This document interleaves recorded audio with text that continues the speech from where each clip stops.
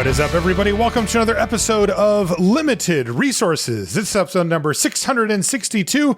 My name is Marshall. I'm one of your Limited Resources, and joining me on the line, all the way from 3 miles away, it's TBS. Welcome back to the show, TBS. Hi, Marshall. Great to be back. Yeah, so Luis, I did the show solo last week, and then I was going to have you come on this week or next, and I've got Sirkovitz lined up for one of these as well, because Luis was going to go on vacation.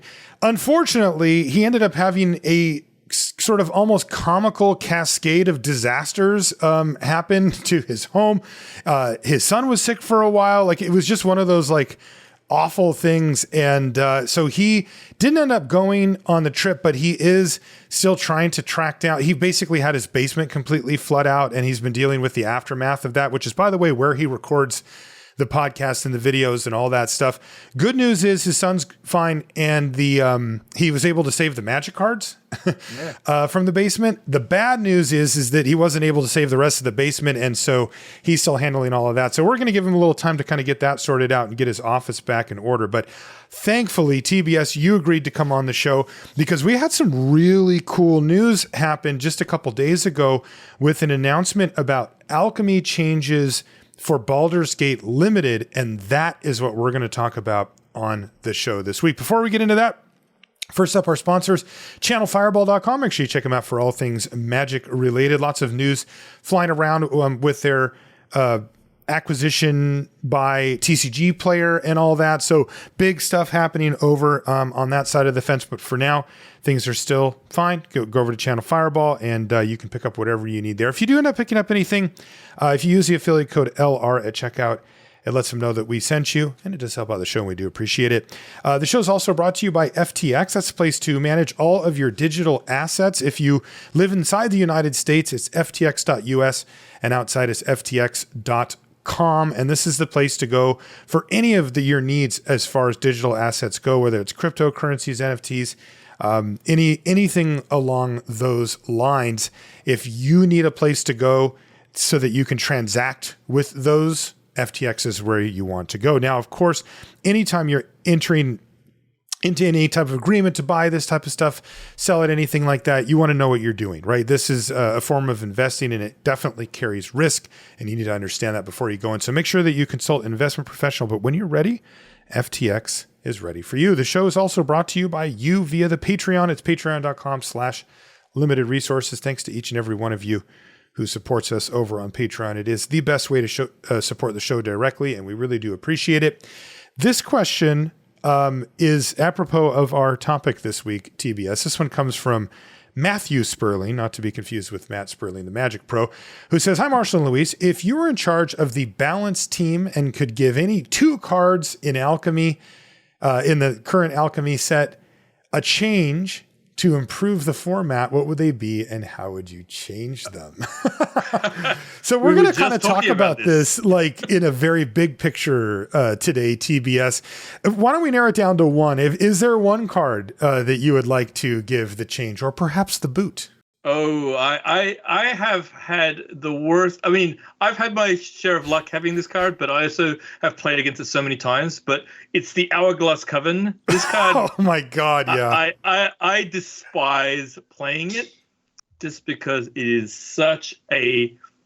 It's a beating. I mean, it's a 3-for-1 almost immediately. So like, you don't have to do anything, and also the cards themselves generate more value as well. So it's often more than 3-for-1.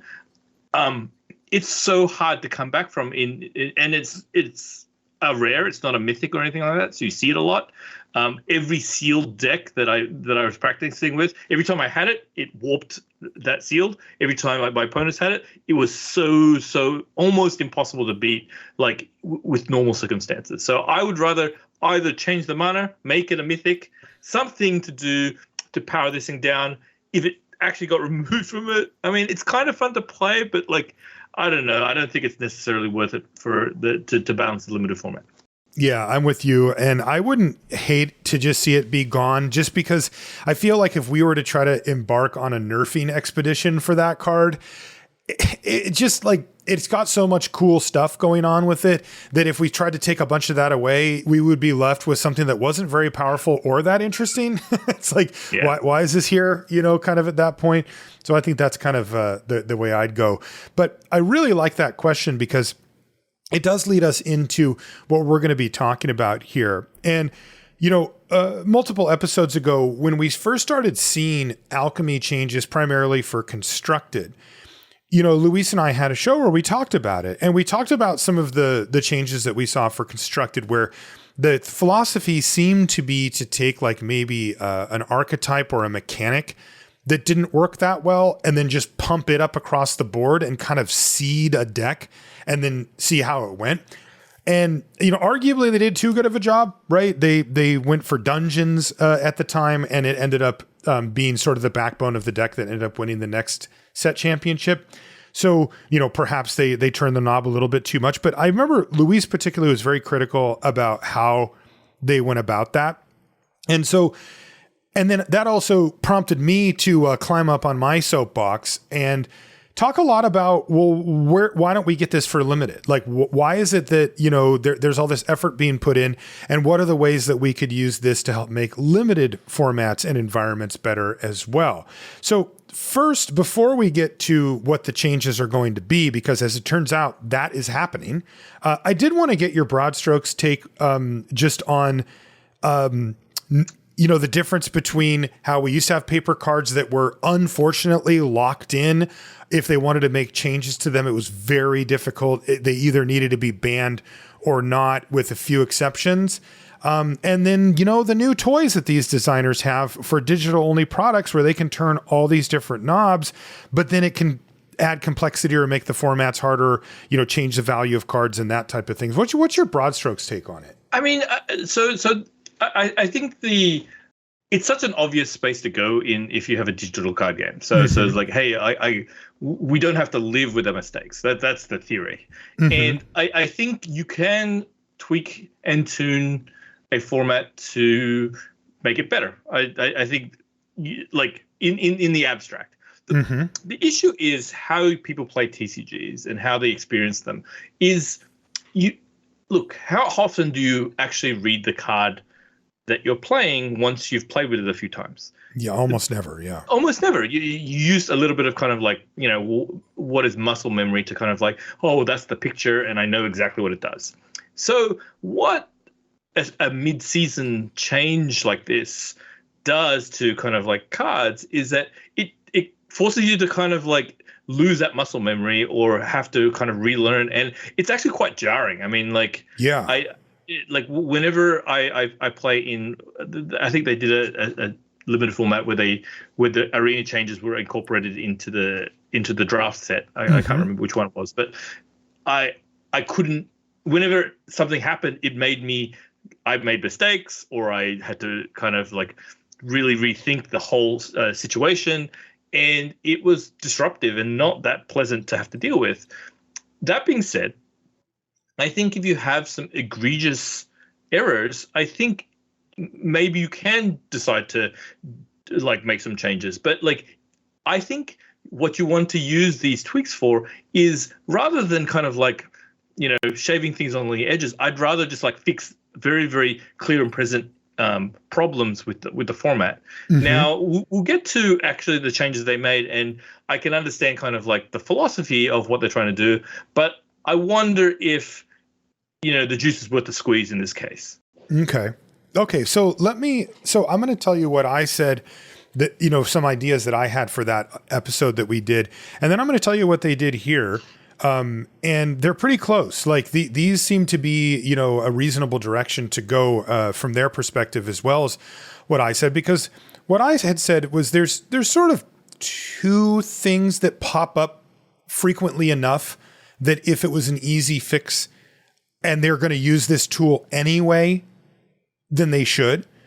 One of them are cards like the Hourglass Coven, or the just name your favorite egregious mythic rare from a set, right? Where they've had a card that is just like, you can't interact with it, or it's so utterly devastating when it comes down, or it fits the format so perfectly, or there's no good answers for it in this particular format, or anything along those lines, right? Those are ones that have always felt out of place in limited, right? It's totally cool to have powerful rares, and that is an important piece of the puzzle, right? It's exciting to open up some really bomby, great card.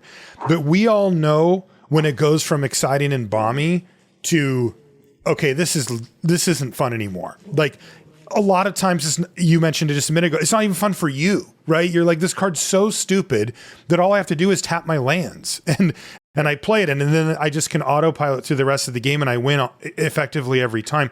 You know, that takes a lot of the interest and stuff out of it. And so that's one sort of big picture thing of trying to wedge in cards that are probably meant to be played in other formats like Commander, constructed formats, or whatever, and just are too much for limited. And, you know, if they could just be tweaked a little bit, they might fit in just fine, like that type of thing. And then also just broad strokes misses, right? Things that are like, this mechanic didn't come together. This color is way worse than the other colors. Look, there's always going to be a worse color, but sometimes it's like off the map, where, great example, by the way, would be the set that we're in currently, right? Nobody wants to draft blue for it. Now, it does turn out that there's a little bit of pushback on that. You know, Luis brought up that Andrew Cuneo has found a blue-based deck that he likes and that he's had success with and stuff. But Andrew's also like a world-class player. And like, you know, a lot of people that are listening to the show are like, okay, that's cool, he can do that. But like, I need it to be a little more, you know, on rails for me to be able to do this time in and time out. And, you know, when they really get one wrong, it would be cool to be able to do that. And with that in mind, we have the draft changes. So they came out with this article, and it's Alchemy rebalancing for August 11th, 2022. And they rebalanced a few cards for constructed, like 2 cards or something. And then there's a section. Okay, so I'm dog sitting, by the way. And the dog's very excited about the draft changes. So it says draft changes. We are aiming to make underperforming strategies and archetypes stronger in Alchemy Horizons Baldur's Gate draft. Most of the changes aim to make blocking and other defensive strategies stronger. We are increasing the toughness of 5 blue creatures, and then they're making some other changes. We're actually going to go card by card because I'm kind of interested in TBS's take on like what knobs they're actually willing to turn and how they're doing it. But they list some of the cards here.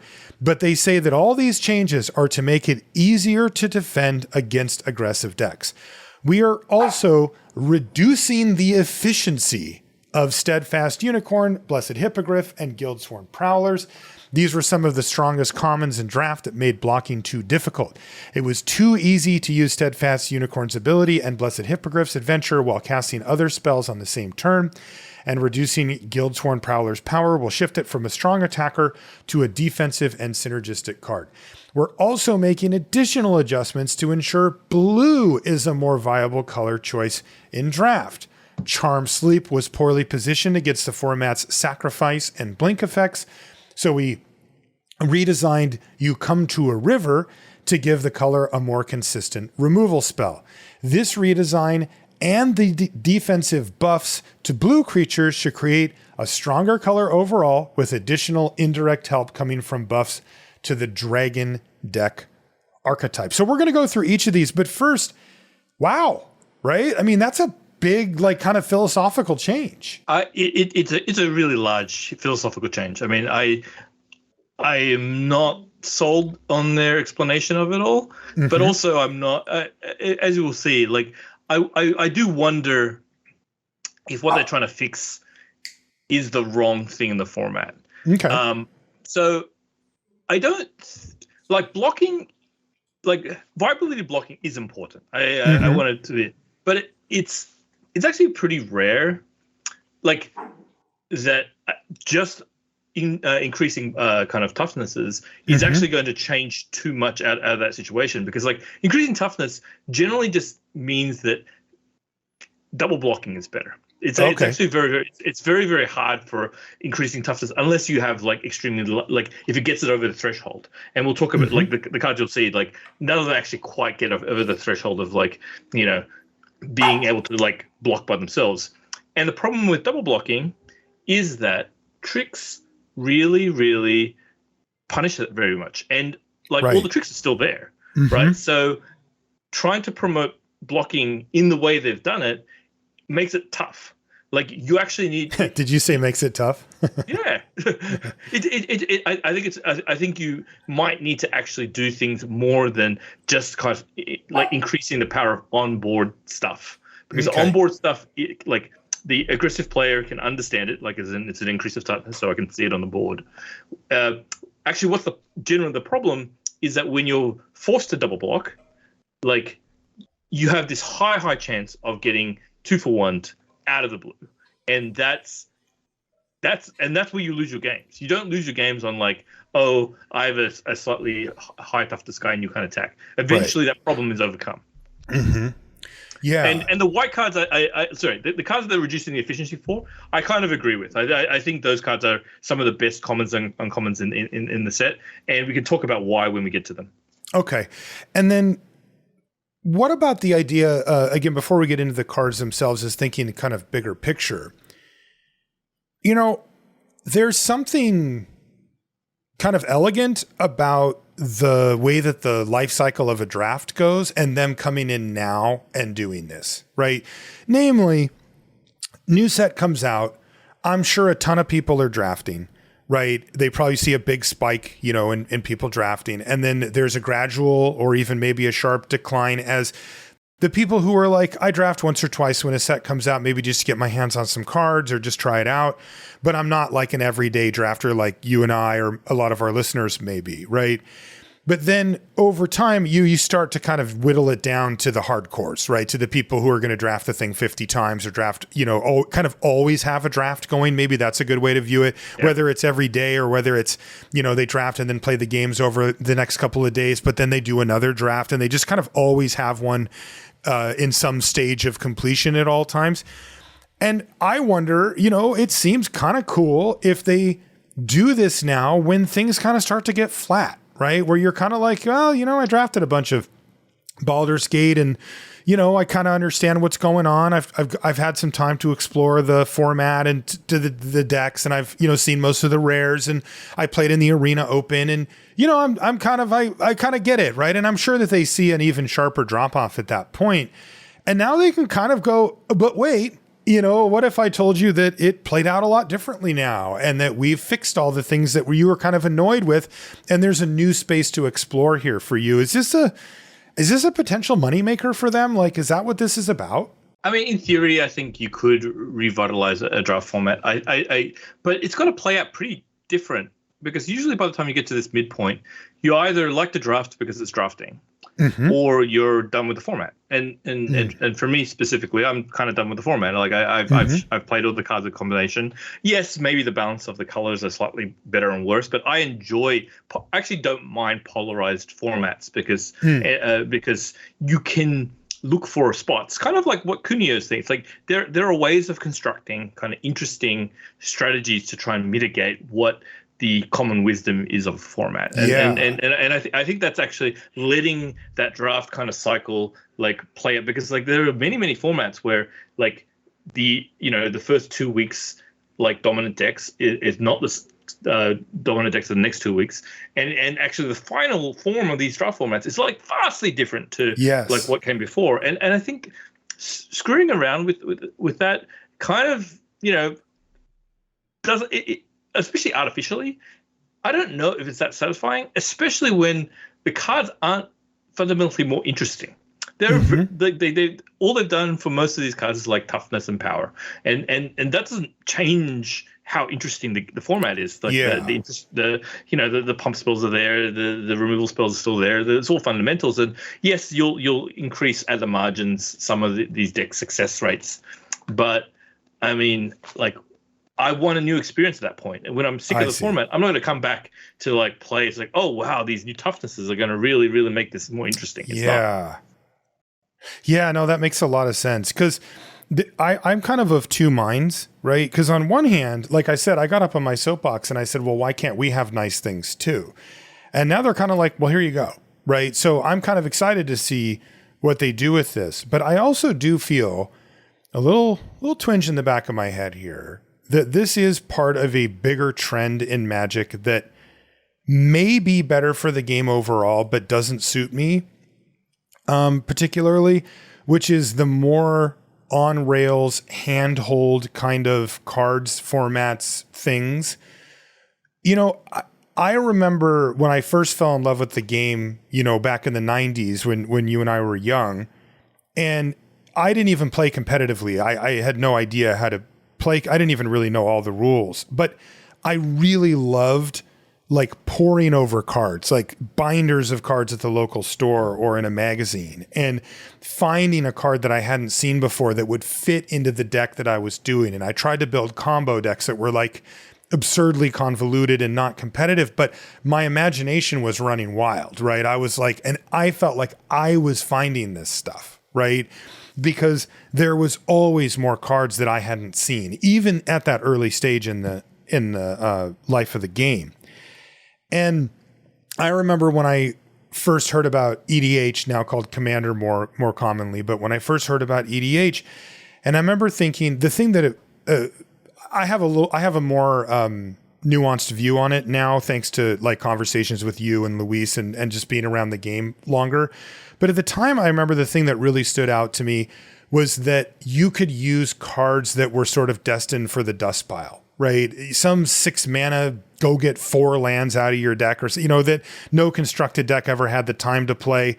And maybe it saw play unlimited, or maybe it didn't, but that was over anyway. And now these cards are just sort of done, right? They're going to sit in some shelf forever because they don't have a home.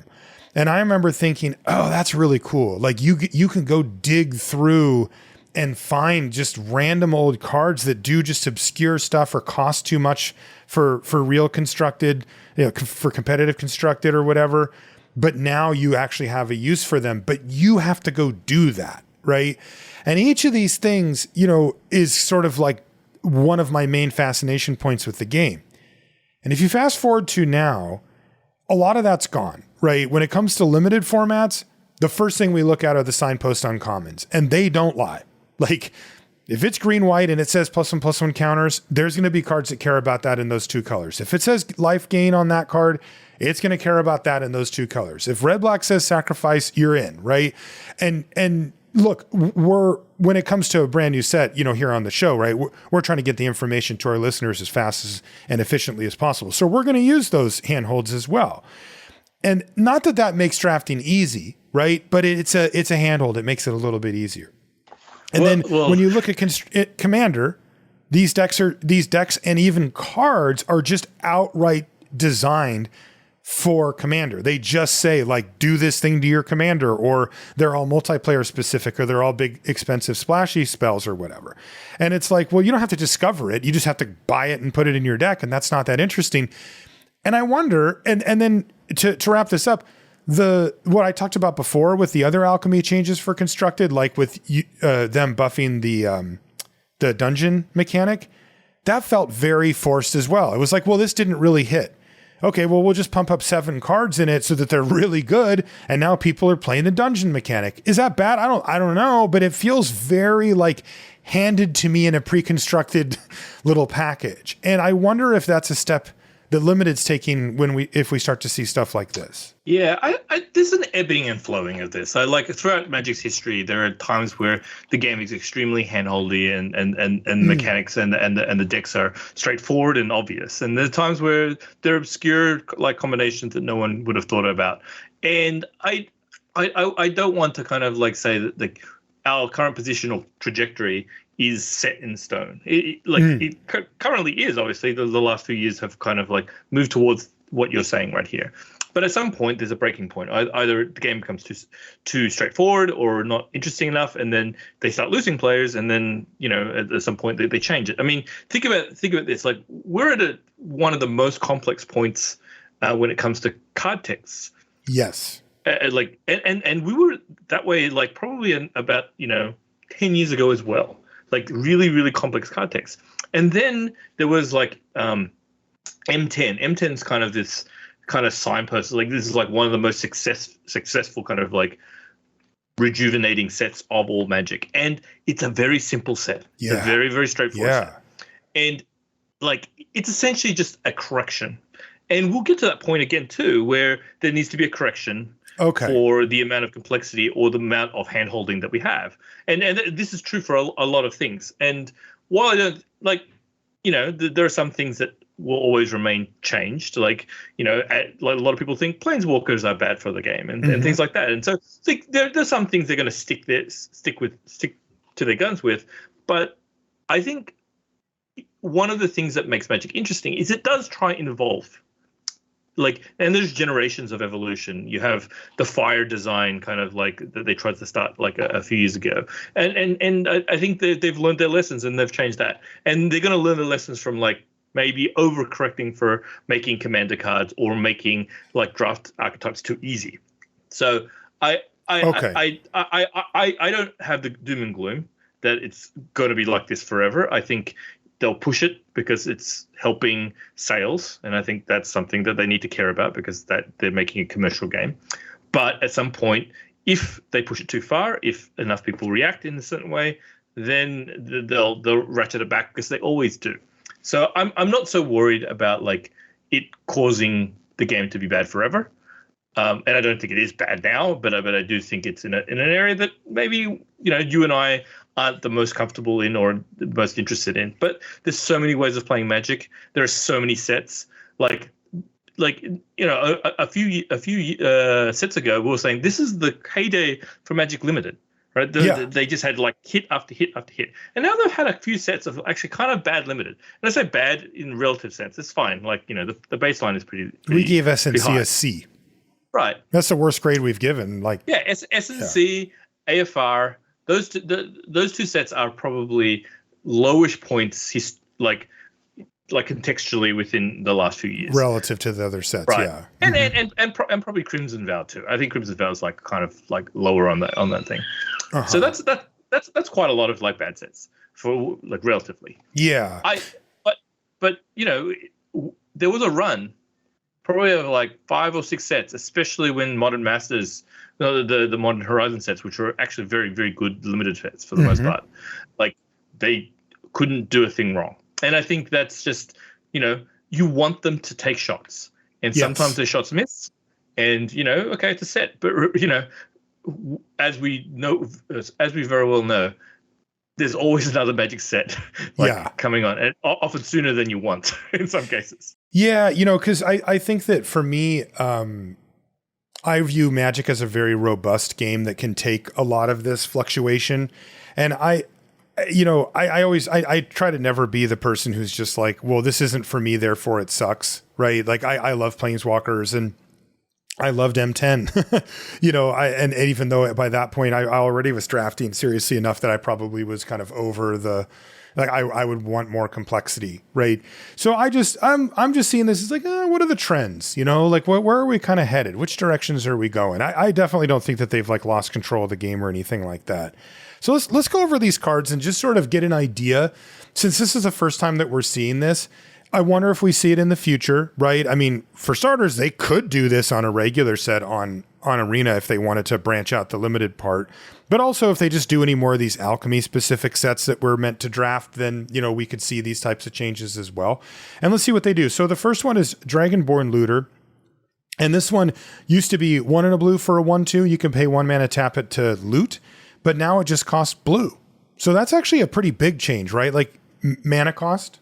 Yeah, I think mana costs are usually big changes, especially for kind of early drops, because proportionally this card dropped 50% in his mana cost, so it's a pretty big jump, and it's a pretty good effect. And the 1-drops are actually pretty good in other colors, so it's actually a good change, and probably one of the more impactful ones that out of all the blue changes. And I think this actually is a fine change, because I mean from a balance level, I think this card is actually now went from, let's call it a C- to a B+. Like it's actually a pretty big shift. Yeah, I mean, I it's funny because I look at this card and I don't flinch at all. at blue for a 1/2. You know, I'm not looking at that and going like, oh my God, they broke it. You know, I think if you would have shown me that at face value, I would have said, yeah, sure, you could probably put that card in your deck. So probably needed to be. Next one is Pseudo Dragon Familiar. So this is 2 and a blue, and it was before a 2/1 flyer, and you can pay 2 and a blue to give target creature flying until end of turn. But it's a 2/2 now. This makes no difference. Like, I mean, when I say none, obviously sometimes it's going to make a difference. But like, one flying creatures very rarely block. Right. So the other situation is like, how often do you get blocked by it that you couldn't get blocked before? And then Pilgrim's Eye is probably the most obvious blocker of this card before that now can't block it, or at least can't block it with a lot of effectiveness. The mighty attacker Pilgrim's Eye, I mean, blocker Pilgrim's or whatever. Card, so it is, yeah. It does matter in those cases, but there's also not a lot of like 1 damage effects. There's and this is some of the changes they've made where they've like if the toughness changes don't kind of match up with the threats, as in the removal spells, like it doesn't make that much difference. There's not that much 1 damage. Like there's the ghoul that does -1/-1. Yeah, Shambling Ghast. Yeah, Shambling Ghast. Like that occasionally would kill this card, and now it doesn't, and so that's something that's kind of cool. But like in general, there's not a lot of 1 damage things. So, and flyers also don't actually face a lot of like 1/1s on the ground. Again, Pilgrim's Eye being kind of one of the only flying ones. Yeah. So I think overall this is pretty much meaningless change. Okay, so very minimal. Yeah. So we went from a pretty big change, like lopping half of the mana off of the cost of a card, to just a little minor tweak. Yeah. And so, you know, and that's fine, right? I mean, I want to see what kind of tweaks they're willing to do. Like this one is very small, right? So they were pretty willing, it looks like, to get in there and just sort of turn some knobs on a bunch of cards. And we're starting with blue, by the way, because this is the color that got changed the most. Yeah. I actually wonder if it would have been better to affect the activated ability on this card. I think that would make a huge difference. If it went to like blue and 1, or, you know, if you're worried about like too much of it having blue or something like that, I actually think that would make this card a huge house in a lot of interesting decks. Like blue-green would start like being like, right now it's a blue, something that makes blue flyers in a flying color, which is pretty bad. And when the 3 mana it's just so punitive, it's so expensive. You basically can't use it without kind of like ruining your turn unless you're going to win the game. Yeah. So and so like I still think this card is like kind of ineffectual. It's like a C-, and it remains kind of like a C-. Okay. Next is Water Weird. So this is the 3 and a blue for a 3/4 elemental. These are all commons that we've done, by the way. And whenever it deals combat damage to a player, you put a +1/+1 counter on Water Weird if the top card of your library is a non-land card. Otherwise, you can mill a card. So that's pretty cool. But they added an entire new ability to it. It has now the ability 1 and a blue, and it gets +1/+0. +1/-1 until end of turn. So this is a card I always cut from blue decks, and I still don't think it's going to make my decks. Like, it's better. Yeah, this is a little better, right? But it's better. But what, it closes out the game a little faster? It trades up? Like, what's the... It's the trading up. It's basically, they want to make attacking blue a bit harder. And this makes, you know, it does improve the card. I mean, it's a good ability. It's like, I just think when you try and make a marginal like D+ card into a D, you know, into a C-, like, how does that change anything? This card does not like make me want to play blue. Right. And that's the problem. Like, I think the Looter is a card that makes me want to play blue. It's like, I think it's a card that like is a good effect, is just a little bit too off the curve. This card is like a kind of a mediocre card, and it's still a mediocre card. Right. Yeah, it's interesting. Next one is a potentially significant bump. Let's find out. This is Young Blue Dragon, 4 and a blue for the 3/3 flyer. It also has Sand Augury, which is the 1 and a blue sorcery, scry 1, draw a card. The only change they made to it is they added a point of toughness. So it is now a 3/4 flyer. Does that rate for you? Yeah, I actually think this is like probably one of the bigger like toughness changes. I mean, I think this card got played anyway, so it was like kind of reasonable. It's a little bit of card advantage. This was the best blue common, I believe. Yeah. Yeah, I mean, I can imagine it. I didn't really kind of study the Yeah, 17 lands data. I'm gonna look real quick here. No, it's actually second. They basically tied. It's Young Blue Dragon and Air Cult Elemental at the top. Yeah, I think Air Code Ultimate Elemental is like a better card, like started better overall and more impactful. I think still this card's pretty good. And more importantly, it escapes at least a natural size dragon's flame, and like kind of weirdly, it also escapes a couple other weird ones like the Black Dragon damage, Dragonfly, sorry, not Dragonfly. There's a couple other cards that like kind of are priced such that this toughness makes a difference. So. And also, it helps trade against some of the other. It actually blocks a ton better, and it's one of the creatures that I actually want to block a little better because there is a lot of flyers that I'll trade with, beforehand. That this now will actually just block and not trade at all. Yeah, including one of the cards that we'll see in just a bit, young Red Dragon, for example. Yep. Cards like that, it just eats them now. Also, the extra toughness does seem leveraged well here in that if you do take 2 mana of a turn prior to turn 5 here to do the Sand Augury, that automatically generally will mean that you're slightly behind, because you played something that didn't affect the board.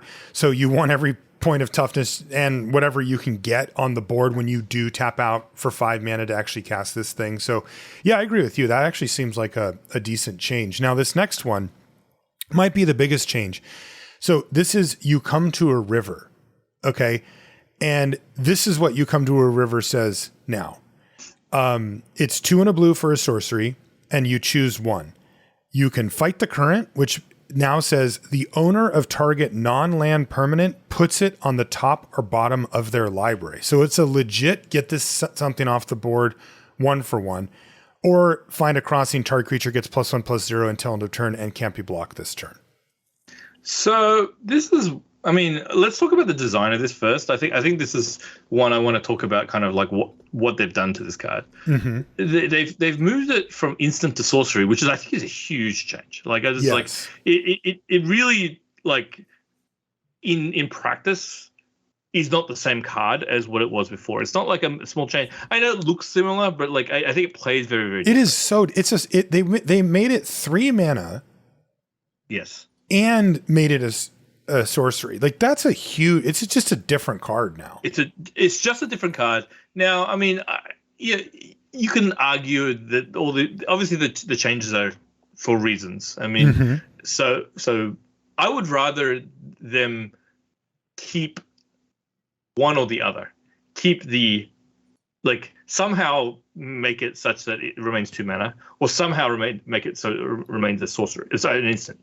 One of those two things, like changing both of them, like I'm sure there's going to be tons of people who like expect this could be an instant. They'll read the card and say, okay, it does this now, and they'll try and use it, and they go, hold on, it's not lit up in my hand. Guaranteed. And, it's just going to happen now. Because it's just such a weird change. Now, obviously, on a balance level, there's a reason to make the change. Most time waves are sorceries for various reasons. Certainly, at 3 mana, you want a time wave that like you can't really make it an instant. Really would be almost too good. Right. I do also. It's weird to me that it's gone 3 mana sorcery and the bottom is the same. Yeah, it really is. It doesn't fit very cleanly, does it? No. I mean, I don't know why you wouldn't make it at this point. Why not make it +2? Like you already like made it quite a lot worse. Yeah. Sorry, the bottom a lot worse.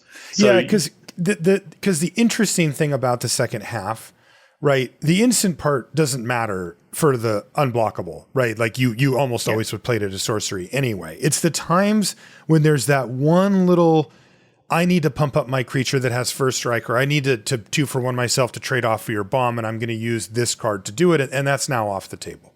Yeah, and also this is a weird one. This is not always better or worse. It's different, and I think that's a kind of a problem. Like, so you just decided you didn't like the card, and I made a different card. And like I don't. If they're trying to make it better, okay, make it clearly better. If you're trying to make it worse, make it clearly worse. But in this case, if you made it different, and so therefore it's neither better nor worse. And so the goal of what you're trying to do is not clear, right? So like if you're trying to make blue better, you might have made blue worse inadvertently by doing this. Interesting. And now this is a lot more powerful of an effect, though, right? Instead of an unsummon, it's on top or bottom of their library. Like that does transform this into like, if for lack of a better term, a removal spell versus just a bounce spell. Yes and no. I mean, I agree that like on its face, it's like card parity and card advantage, card disadvantage, right? So you have that kind of basic thing. But the thing is, like when it's an instant, it can be a combat trick. They can't double block as easily, right? So there are times where you actually get that card back because it's an instant, and then sometimes it's tempo, right? Yeah. So and you don't get as much tempo from this thing. So as I say, it is not clear that this card is better. I'm not saying it's worse, but it's not. And the problem is that it's muddy, and muddy does not work when you're trying to push for something, right? Right. Don't make it like if you have a goal of making blue better, make them better. Don't try and like edge. And I think that's a problem with the thing. Again, there's nothing wrong with this card. I would probably change it in a different way, whatever. But like, I don't love the philosophy around changing this card this way. Okay. Yeah, this is interesting. See, this is why I wanted to talk to you about this. Next one is an uncommon. It's Kenku Artificer. This is the 2 and a blue 1/1 that turns non-creature. You put up to 3+1/+1 counters on a non-creature artifact, and it becomes a 0/0 homunculus with flying. It was a 1/1, and now it's a 1/3. Well, it's like it just doesn't matter. But like this change doesn't change it. This card is basically unplayable before. Like it's an unsupported archetype, right? So you got to play this weirdo outlier, and then on top of it all, like you're adding power, like adding toughness, but you're adding like juice to a place that doesn't matter. I don't care this guy's like 1/3. I mean, yes, there's occasionally that it creates kind of blocking situations, but like it doesn't make me want to play this card individually more. It will end up that you will be slightly better off playing it, like if you do end up playing it. But do you want to play it more? No, that's kind of what you want to be doing. You want to be making cards that people want to play more, rather than cards that are better if you happen to play them. So I think that's not the right direction. You need to make cards that are like genuinely, like enticing, and changes that are enticing, or changes to cards that people already want to put in their decks. This is a card that people do want to play in the deck, and the change you make does not make me want to put it in my deck more. Okay, I have a question. Is it a free roll to change a card from a designer perspective? No, at this point. No, because like again, as I said before, the muscle memory piece is like a big part of like limited, because like if every time you play this format it's a new pre-release, think about that, right? It's like it's such a hassle, and also half the time you'll be tricked into thinking it's the old card. Yes. Especially for this crowd, right? Because we've all played this format a bunch of times. So right. Let's say I didn't hear the announcement, right? I was just like, okay, I'm just going to sign up for like Baldur's Gate again, and I'll play the card. The first time it's like I'm going to use muscle memory. Like I'm not going to read the card. Like let's say I drafted like 5 times at the beginning of the season, like took off a couple of weeks because I went on holiday, and then now I'll play it again. Didn't hear the announcement. It happened randomly on Twitter or the website, and then I played again, and it's like, okay, I'm going to have one match where I lose because I just didn't read the cards. 100%, especially with some of the changes to the speed of the cards. 2 more blue cards here, or sorry, I lied, 3 more. Or if you like, 6, 12, 13 more. There's 2 of the specialized cards that got bumped, but they were pretty merciful with this. So Vol Eager Scholar gets +1 toughness across the board. So on the front, it's always a 2/2, and on the back side, it's always a 4/4. It used to be a 2/1 and a 4/3. And then Allura Rogue Companion has the same. Was a 3/3. It was a 3/2. Is now a 3/3 on the front, and on the back, it's a 4/4 across the board, and it was a 4/3. Yeah, the problem with these 2 cards, I mean, they're both okay.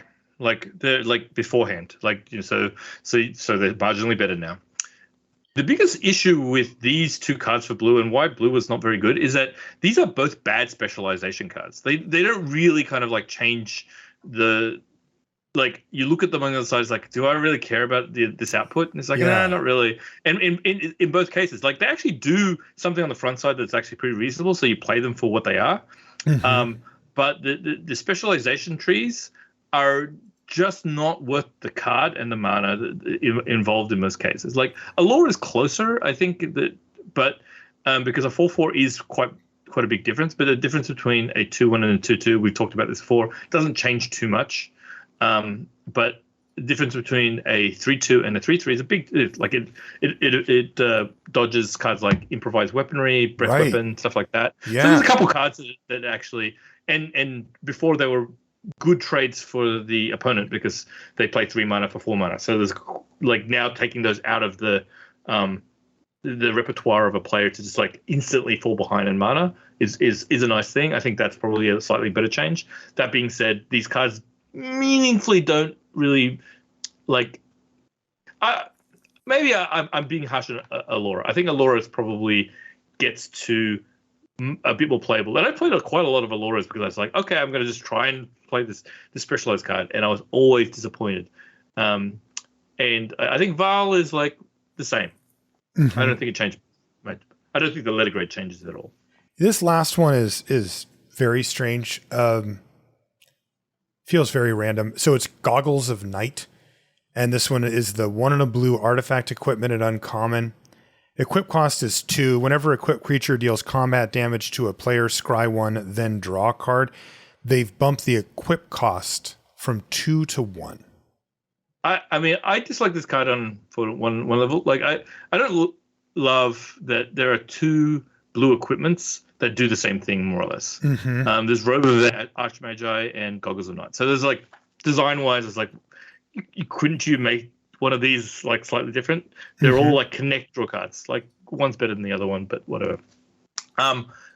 This card is actually pretty good now, but like one could say, I don't know how fun this card is now.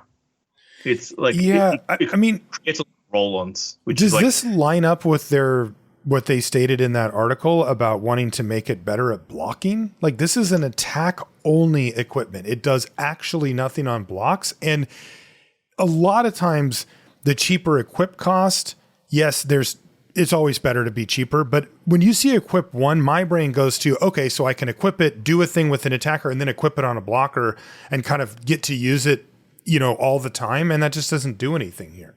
Yeah. I mean, I agree. I think that's a definitely a good point. I mean, equip costs definitely matter more on cards that like work on blocking, but they also stated they want to make blue better. And this does make blue better. And I know it's part of the archetype. Yeah. Okay. Yeah. So again, I don't think this is a particularly fun card or interesting, but it is better and it will get played more. I mean, I think it was not this is like probably a D, C- kind of card beforehand. I think this is actually legit kind of like C+ kind of creeping towards B- kind of territory. Okay. Again, maybe B- is probably a bit generous, but you can have games where you win with this card. So the fact that you have a card that can actually win the game for you if hits twice, basically, I think that's worth valuing in some amount. I don't think it's amazing, but I think it's definitely kind of. I actually think it was pretty close to unplayable before, at least in most decks. I think now it's actually close to like playable, at least in a singular. It's funny the way I translate this is just like extreme hubris on the part of the designer who made this change, because they're like, look, we made blue so good, you're going to be attacking. Like it not only, right, is it better at not dying, you're going to be killing people yourself. In fact, you're going to be killing so many people, you can throw Goggles of Night on your creature and get some value while you're doing it. I know that's not what they're really saying. I think you nailed it when you said they're trying to make it better overall. And this is one of the, Cridle, the whole, make things unblockable, even, Allura that we just mentioned has that as well. Yeah, just one other thing. I mean, I think blue has been good in so many formats. Like there's been so many formats that's like, oh, blue's the best color.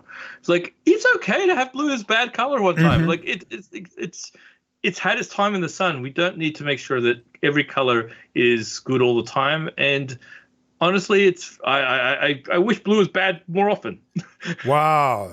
So you said you do want to come back on the show sometime, right? Like this wasn't. I do love blue, but I know you love blue. Yeah. I mean, I agree. I have no problem in formats where it's not good, but this was legit a major chunk down. You know, I like to give you just like a broad strokes, like games in hand win rate, top blue commons, Air Cult Elemental, Young Blue Dragon are both at about 57.5%. If we compare that to like the best color, which is white, that's 62.5 to 61%. So, you know, that's a pretty big spread. Card like black is 60% for the top two commons. Reds, it's 58 and 57. So, hey, you know, not that much further off from red, but it's still another good percentage point down. Just to round it out, green is both above 61 for their top two commons. It is a pretty big gap. But I actually think a spread of 5% is like tolerable. Like it's not great, but I think it's tolerable. Like I think you need to start acting when the gaps are like 6, 7, 10%. You know, maybe I'll talk to Sirkovitz next week about this.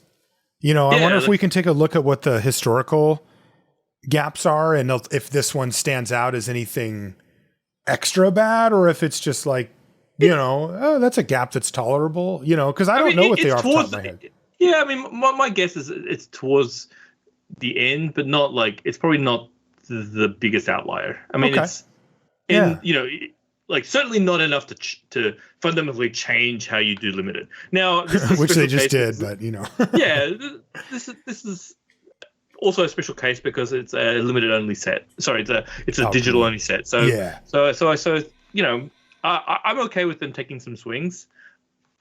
I think this is not the healthiest way to go about it, but you know, I've been wrong about things they've been right about, so I don't want to kind of like overstate that. Okay, let's take a look at the other colors real quick here, and just kind of get your impressions on the changes. One of them is Guildsworn Prowler, so that's the 1 in a black. Now it's a 1/1. It used to be a 2/1 with Death Touch, and when it dies, if it wasn't blocking, you draw a card.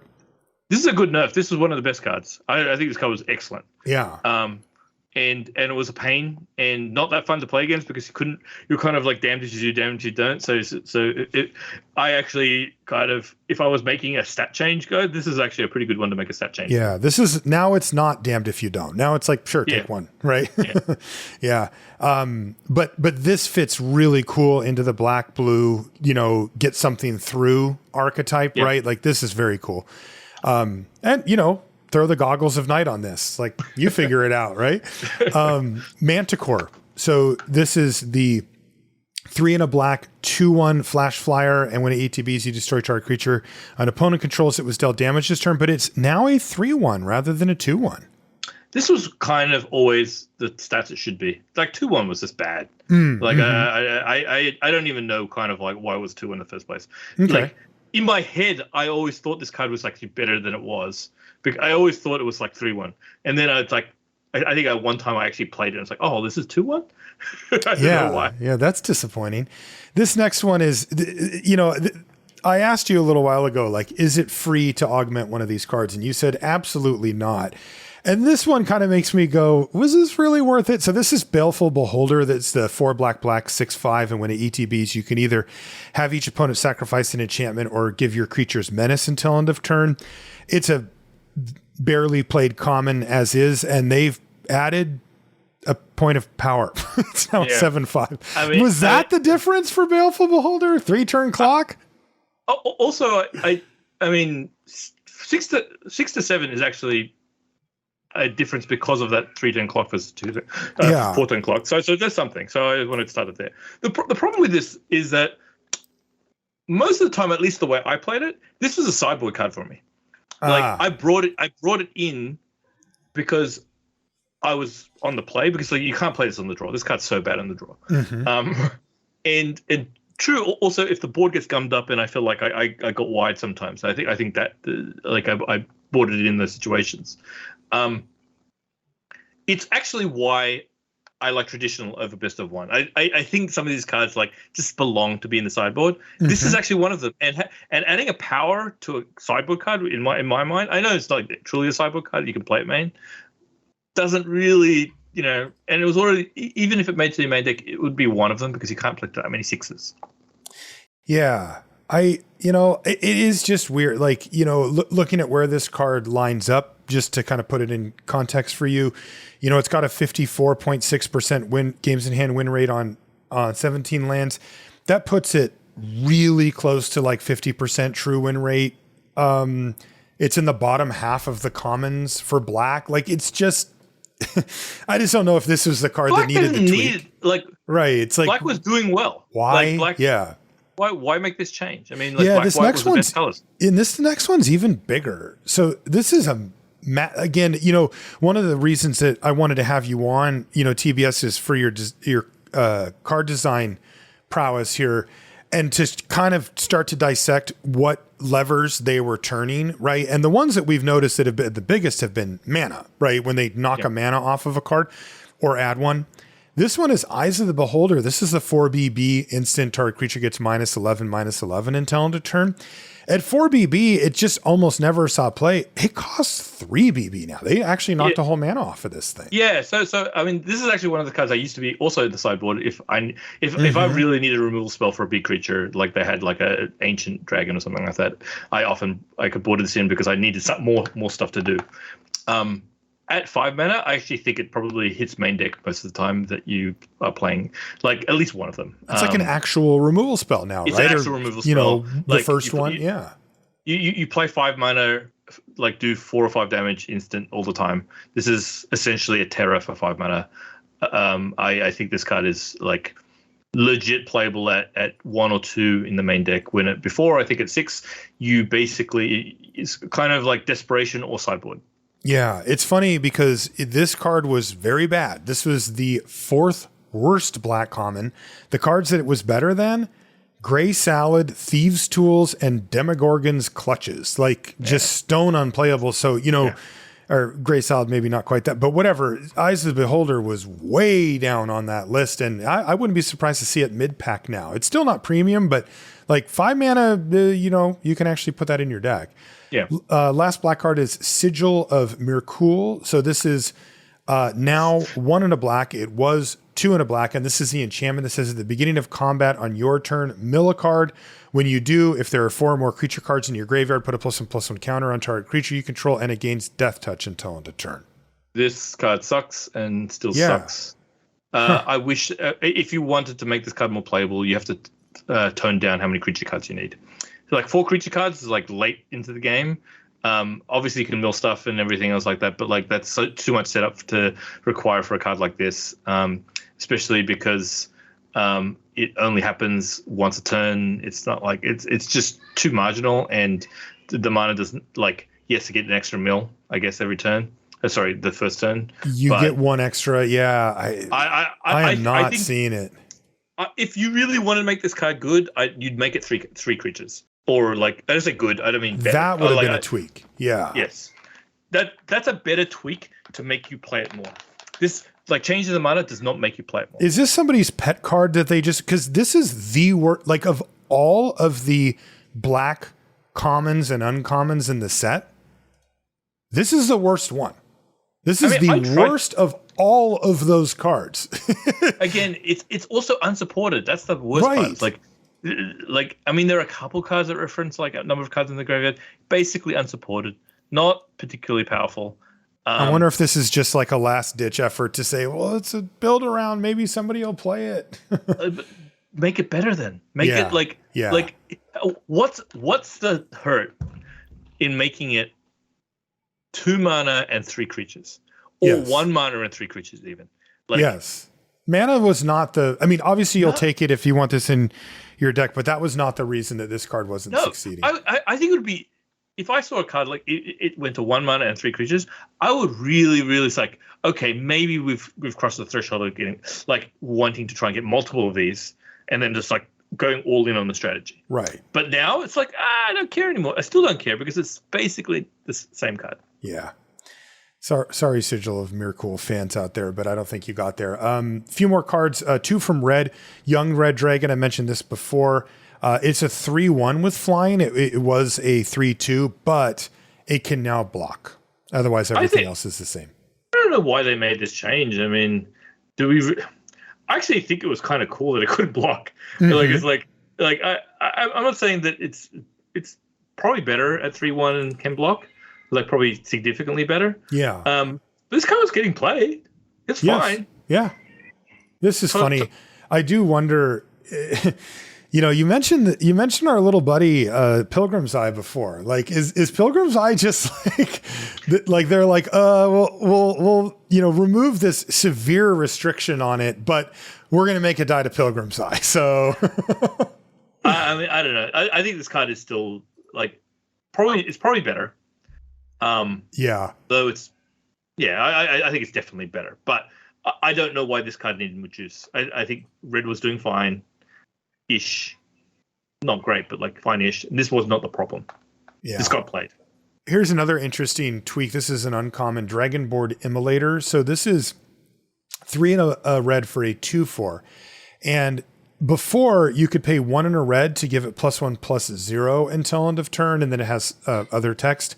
Now it's 2 and a red, so it went up a mana on cost. But for that, they also gave you an extra power. So now you get +2/+0 instead.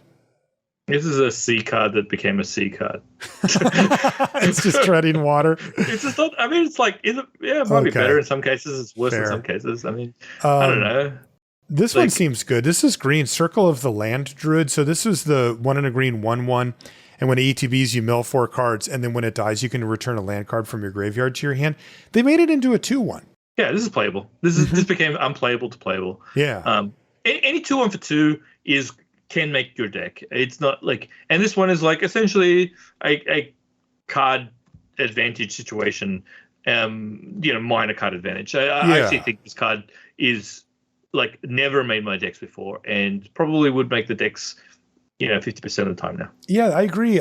Now it actually can trade for something, right? Where before it was too often that you're just like, I guess I just chump, and it ends up being like, I gain 3 life and I maybe get a land back, and it's like, nah, it's not worth it. But here, if I can trade for their 2/2, I'm in, Yeah. Druidic Ritual changed return up to 1 creature and up to 1 land to return up to 2 creature and or land cards.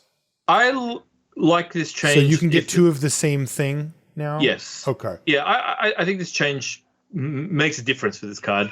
Before, this card, I think, was like bad in the late game for the most part. It was just not impactful enough. I think 2 creatures is pretty impactful in the late game. And Absolutely. So you can play this kind of like attrition-based strategies. When you get a land back, it's like, yes, it's a card, it's an extra card, but it's just not impactful enough. Your lands have diminishing returns at too great a rate.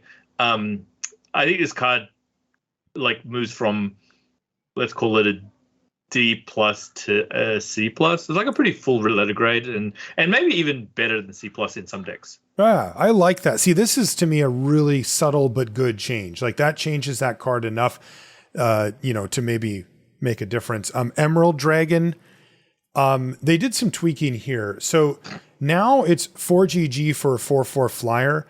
It had trample, and they nixed that. It doesn't have trample at all anymore. Instead, it has ward 2. I mean, it's better. I don't know why they felt the necessity to remove trample. Like, why not just give it ward 2 and keep trample? Yeah. Like, I don't know. What do you think? Trampling flies are kind of useless anyway half the time. Right. So what? Except for a Pilgrim's Eye, right? Yeah. the format warping Pilgrim's Eye. As I say, this change does make it better. I mean, I've played this card sometimes. Like the dragon decks need as many dragons as you can get. You never counted anything. Like I've literally had it in my hand so many times. Like maybe I'm going to get someone this time. You never get anyone with the adventure. Yeah, so you just cast it. Yeah. But the creature, you didn't play it. It's you need as many dragons as possible. I just don't know why you would just let's tack on wood too. Like, I don't know. Probably just because of what you said. The trample was kind of stupid anyway. It already has a better form of evasion. You know. Yes, except that people have already learned that it has trample. Now I have to unlearn that it has trample. This is another thing to unlearn. yes, they do. Split the spoils. It costs 2G for a sorcery at uncommon. Exile up to 5 target permanent cards from your graveyard and separate them into 2 piles. An opponent chooses one of those piles, put that pile into your hand and the other into your graveyard. It now just costs 2 mana, so it's 1 and a green. It's a lot of work for this card. I mean, was that the difference? Yeah. Like the setup is so hard. So therefore, it's not. When you get the payoff, had this played against me a couple times, and like it was pretty good when they set it up. But it's actually doesn't come up as often as you think. Most games don't get to kind of like 5 permanent cards in the graveyard very often until it's the late game. I would almost prefer if it was an instant and less permanent cards or something like that. Mm-hmm. I don't know. Like I actually think the sorcery makes it kind of like a bit crappy in a way that. Like, they're trying to make it like fact or fiction, so make it more like fact or fiction. Yeah, agreed. One thing that I will note here, going back to Sigil of Mirkul, is they did seem to pump up the self-mill stuff here in green as well, right? The Circle of the Land Druid mills 4, Druidic Ritual mills 3, and then we have split the spoils, which, takes advantage of that. So maybe that was what they folded the Sigil in for. Now that we have a little more info, they're like, hey, we want this deck to be a thing. So it was just part of the equation. Who knows? Yeah, I mean, maybe. I haven't really ever kind of got myself into playing the black-green self-mill deck. So yeah, it looks like they're in the business of encouraging you to do so. that's fine. Yeah, maybe you will. Let's talk some nerfs. So Steadfast Unicorn. White for a 1/2, 3 and a white. Creatures you control get +1/+1 and gain vigilance until end of turn, but you can only activate it during your turn. That now costs 4 and a white to activate. Yeah, so I like this change in from a power level. I think someone who curved out with white with this on turn 1, like it was so brutal to like have to deal with this so early and constantly. Basically, you couldn't counterattack because they were all vigilant. I mean, I think this is a fine nerf. This squad card was too good for limited, and probably this is a better spot for it. Yeah. And this one, which I think is the best common in the set, I'll check in a second. It's Blessed Hippogriff. So it everything's the same except for its adventure, which is Tyr's Blessing, which was white instant target creature gains indestructible until end of turn, is now 1 and a white. Again, I think this is kind of the changes in the right direction. I think the adventure was pretty format warping for the most part. You could never ever kind of like go into combat with 1 white of the opponent. Mm-hmm. And many times you couldn't even avoid it because it was so cheap. 2 mana as a trick is actually a pretty punitive cost. To have to keep up all the time. And the longer you keep it up, the less time you actually have as a 2/3 flyer that jumps something. So I actually think overall this is actually a pretty good ability. I think they definitely undercosted the instant on the other side. So I think this is a good change. Yeah, that makes a lot of sense, and you can tell that they took the approach here from what we've seen of trying to be more on the side of bumping up the stuff that they felt was lagging behind. Yes, they did nerf a couple of white cards, but it's not like they took a sledgehammer to white, right? It's not like we see 7 cards here that have all been nerfed.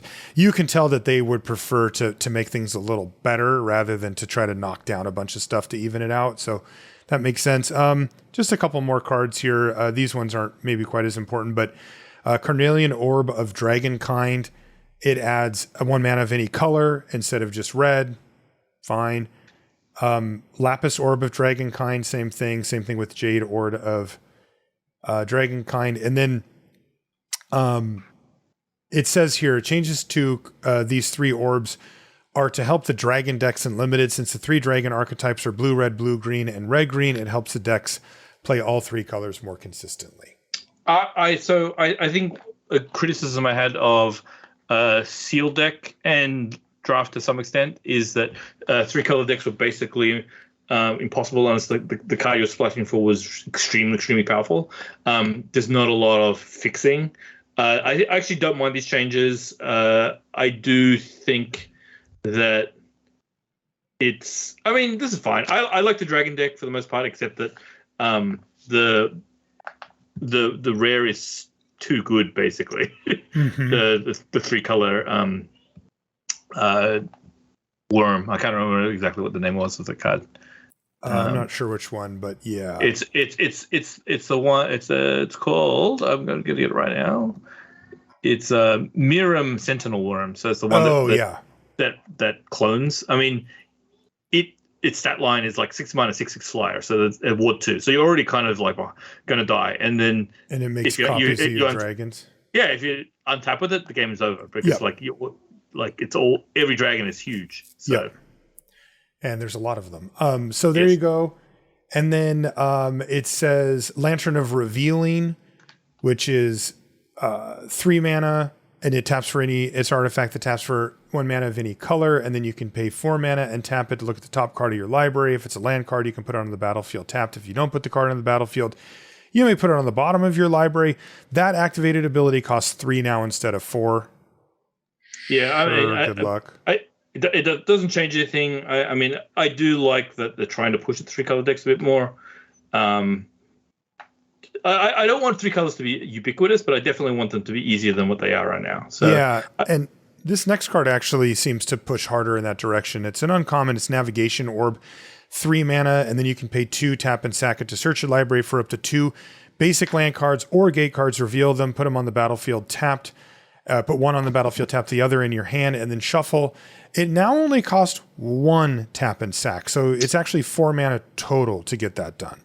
Yeah, this card is unfortunately. Is that interesting, or it's interesting if it was in sealed deck. I think this card would be very good in sealed deck. Yeah, I think in draft it's just too much. It's too much work. 4 mana for essentially like an explosive vegetation, and half of vegetation is not that particularly.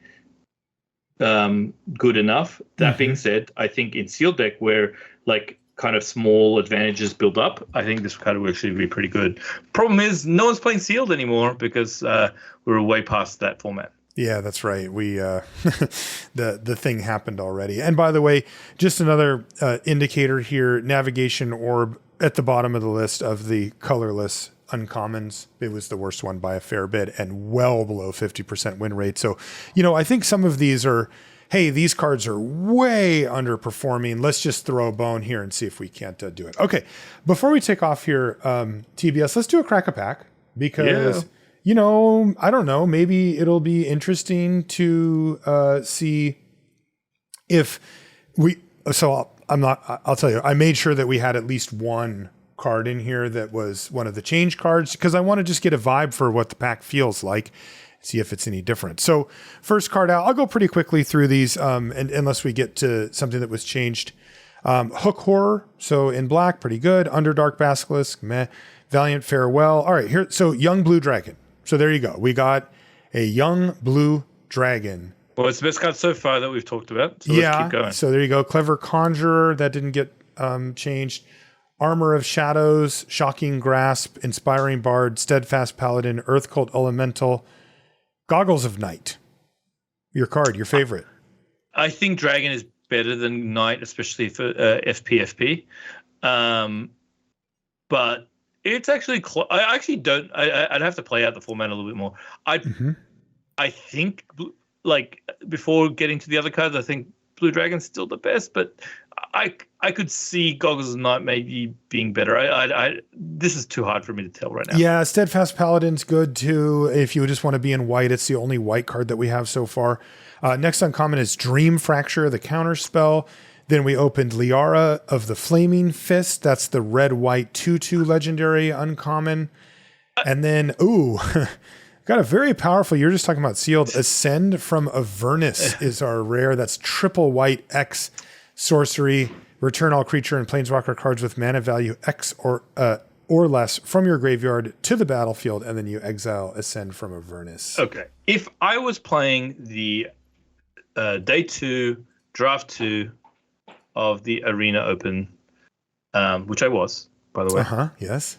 I'll let everyone know I won $1,000. Yes, just to make sure, yeah. I think, look, I would still go with the white cards. I know I said the blue card. I think you can make a case for either of the the Steadfast Paladin or the Liara. I think Liara's good, but obviously locks you to 2 colors.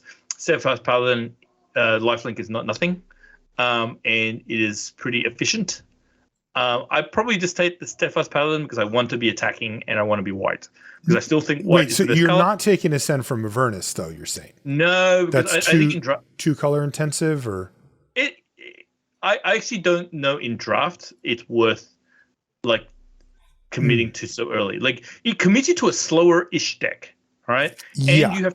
And you want to trade a lot, right? Mm-hmm. Because the whole point of like this card is like you kind of trade very aggressively, and then you kind of win that trade war because they all come back. You get six mana or whatever, and then fire this off, and it's GG. Right. Yeah. And I think that's not actually how you want to play your white decks for the most part. I think it can be great. It has a high upside card, but like if I'm not going to take a triple white spell. It's like taking a 3-color spell. Well, not quite 3, maybe 2.5 color spell. So I'd like to make a statement with my early picks. So I like polarized picks for the most part for my first pick. And so I probably go with Liara because I think that card's very, very good. I still think that Double Team defines the format.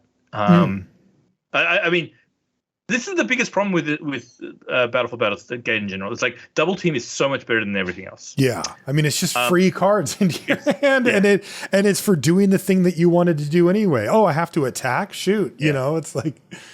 I mean, like a lot of matches are determined if you can kill the Double Team card on turn 2. Mm-hmm. If you can't, you're kind of like behind in a way that you didn't play anything on turn 2 probably. And 2, your card down because they got to attack with a Double Team spell, and your Double Team spell probably didn't get to attack profitably.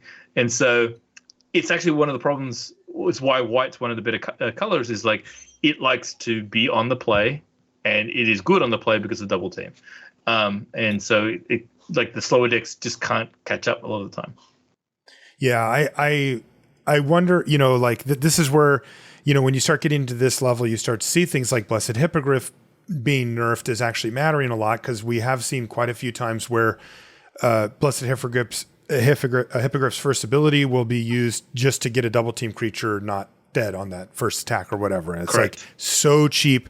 You kind of want to just use it on something anyway so you can get the Hippogriff itself on the battlefield, and then off you go. And costing 2 means you don't get to do both things at the same time or whatever. Right. I would take Ascent from Avernus. Look, I like to make a statement too, but to me, this thing has the highest upside by far of any card in the pack. And yes, it's triple white, which is a little concerning because white's the best color, but also white's the best color, So like, I'm okay with just like, kicking off with a potential home run here. Even if I do have to build around it a little bit, I'm willing to do so. And so that's what I would take here. Yeah, it is better in the black-white decks. So, I that's the one caveat I would say with this card is like you kind of want to play black-white decks because black is like generally likes putting stuff into the graveyard. It likes to trade a lot. There's a lot of blocking involved in black, and that's where Ascend is best. That's right. Great stuff, TBS. This was super fun to dive into these changes. And as of today, there was some hiccups with getting Baldur's Gate Draft back up and running. I don't know what happened on Arena, but I think that it's going now. So, by the time you listen to this show, you should be able to fire it up and let us know what you think about all of the changes. Do you like it? Do you not? Does it suit you? Does it interest you? Does it make you want to come back? Let us know. Via Twitter, I'm Marshall_LR, and TBS is at TBS-. I'll put a link to his Twitter in the show notes if you want to follow him and let him know what you think about his appearances on the show, or ask him any questions or anything like that. What else you got going on, TBS? Anything else that you want people to know about? No, I mean, like we're going to have the next installment of what I affectionately called Unlimited Resources, which is actually that's our throwback, episodes of Limited Resources. Yeah. What do we got coming up next? I'm trying out the branding. I don't know if people like that branding. If you like it, please say that on Reddit or Twitter. Let us like Unlimited Resources because of I think Unlimited, it's funny. Alpha, Beta, Unlimited. Anyway. What's our next one coming up? We did Mirage Visions last time. we're trying to figure out if we're going to do Weatherlight by itself, or we're going to do Weatherlight as a little bit of an epilogue for Mirage Visions, and then perhaps go straight into the next one, which I believe is Tempest. Ooh, I'm excited for that one. I mean, it's all downhill from Visions because we peaked at Manowar, and I don't have anything to look forward to. But you know, you can take Tempest. Tempest was out when I was playing, and so I knew those cards. I didn't draft, but I knew what was going on with this. Maybe we can do Portal 1. And then you can oh yeah, we can bring back Manowar, just like and that's the actual Manowar that's in the background actually. It is, right yeah, that's right. That's the one from Portal. Okay, and now you're talking. So I have something to look forward to again. TBS, thanks so much for coming on the show again. We really appreciate it. We'll talk to you soon for the next Unlimited Resources also. Great. If you again you want to find us, I told you where to go on social media. If you want anything to do with the show, lrcast.com has links to every episode we've ever done. I always put TBS in the title of the show, so if you want to go back and listen to all his episodes, you can search for that over on LRcast. And on the front page, we have links to all of our stuff right there. We want to thank our sponsors, Channel Fireball and FTX, for the continued support of the show. We really do appreciate it. And with that, we'll see you next week. Okay, TBS. So for the sign off, I get to ask you a question I've decided. Okay. It's going to be cooking related. Hit me. And the question is, what is your most used kitchen vessel? So pot, pan, whatever you cook, the thing you cook in, what's your go-to? I think you asked me this question. Actually, oh, did I? I think I asked you about woks before, right? Well, it's I think no, because I remember asking it. It's a cast iron pan. Yeah, I do remember you saying that actually. So maybe we definitely talked about. Well, tell us about cast iron. I'll come up with another question as well. No, I mean I think cast iron because I have a follow up for that one too. It's very versatile. You can do it on stovetop. It's great on like in the oven. You can do a lot of one pan stuff here. In general, like the more I like the fact that the more you use it, the better it becomes and stuff like that. So I think there's something. Mm-hmm. I don't know. It's kind of salt of the earth about a cast iron pan. There is. They're also inexpensive, which is nice. Okay, so to expand on that a little bit, a lot of us who cook now watch TV cooking on TV. TV cooks on television, on Food Network and stuff like that, right? Like my sort of favorite inspiration is Kenji Lopez Alt, who I've talked about on the show quite a bit, but also Alton Brown. I watched Good Eats a lot. I've probably watched all the episodes of it. Before, and he has kind of a mentality when it comes to kitchen utensils, where he doesn't like the ones that are super specialized, that are made for like one very specific task. Like this is made for peeling only carrots or something like that. He likes tools that you can use for a lot of different purposes. Which camp are you in? Do you have like drawers full of all these like cool, unique, special stuff, or do you just like I can do anything with a paring knife kind of guy? Oh no, I love specialized tools, and I think it's probably a vice. I don't. What's your most obscure? Like, do you have one in like that is just made for like, peeling a lychee or something? I'm trying to think of like things that are like I don't know. I mean, I have a lot of mandolins like for different stuff. Yeah. I mean, I have something that slices eggs. Oh, like it's kind of an like hard boiled egg. Yeah, it's a hard press, and it's essentially like it's like a guitar strings, I guess. And I know what you're talking about. Yeah, and it's like because it you can have egg sandwiches or do something else with it. And you can do it in just one shot, right? Just down, it's all sliced up, perfectly even. Also, I mean, you don't want to know how many pots and pans I have. So many pots and pans, and I generally, I mean, I have something that makes pure, I guess, donuts only, but that counts. That definitely counts, dude. I mean, I love donuts. All right, let me ask you one more question. Do you have those things that are like kind of weights that you put on top of something that's on like a griddle or a grill to kind of push it down? So I have a sandwich like a panini. Weight. Yeah, well, it's a bit heavier than that. Uh-huh. So it's there to preserve. I mean, and I have.